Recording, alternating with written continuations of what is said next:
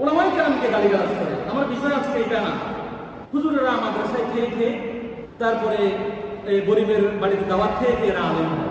এদের কথার এই 500 টাকা 1000 টাকা যারা মানুষের ঘরে খায়া লিল্লা খায়া যারা বড় হইয়া বড় বড় কথা বলে, এদের কথা এদের কোনো সেন্স কাজ করে বলে আমি মনে করি না। এই কথাটা যদি কেউ বলে তার কি ইমান পরিপূর্ণ থাকার কথা? জোরে বলতে হবে, থাকার কথা। আপনারা মানবেন? কেউ যদি বলে কোনো প্রফেসর মানুষের বাড়িতে খেয়ে খেয়ে প্রফেসর হয়েছে, সে কি এটা মেনে নিবে?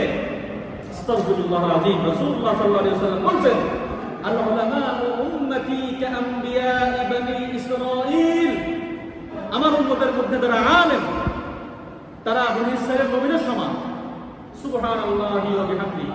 এই নবী সমতুল্য উলামায়ে কেরামকে যদি কেউ বলে তার মানুষের বাড়িতে খায় আর 2 টাকা 5 টাকা 500 টাকা দিয়ে ফতোয়া পরিবর্তন করে, তার বিরুদ্ধে কি কথা বলার দরকার আছে কি নাই? এখন সে যদি জামাত ইসলাম করে বলা যাবে না?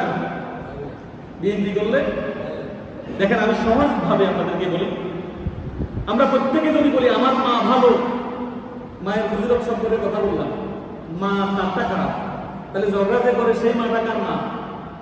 প্রত্যেকের মাই ভালো। আপনার মা ভালো, হুজুরের আম্মু ভালো, আমার আম্মু নিঃসন্দেহে ভালো। সবার আম্মু যদি ভালো হয়, অপরাধী কার আম্মু?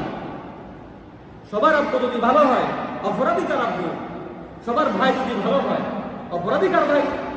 সবাই যদি ভালো হয়, অপরাধীকে? অপরাধ তো হইছে। এখন নিজের অপরাধ যদি কেউ নিজে স্বীকার না করে, মনে করতে হবে তার ঈমানই নাই। কারণ ইদা সাররাতকা হাসানাতুকা ওয়া সাআতকা সাইয়্যাতুকা ফাআনতা মুমিন।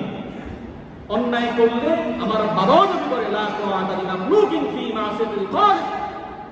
রাসূলুল্লাহ সাল্লাল্লাহু আলাইহি ওয়াসাল্লামের হাদিস, বাবা যদি বলে চুরি করে ওই আমটা নিয়ে আসো, এটা মানা যাবে না। মা যদি বলে হুজুরকে একটা গালি নিয়ে আসো, এটা মানা যাবে না। মা বাবা সব কথা শুনতে হবে।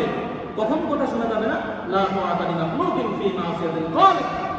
যেই কথা আল্লাহর বিরুদ্ধে চলে যায়, যেই কথা শরীয়তের বিরুদ্ধে চলে যায়, ওই কাজ করা যাবে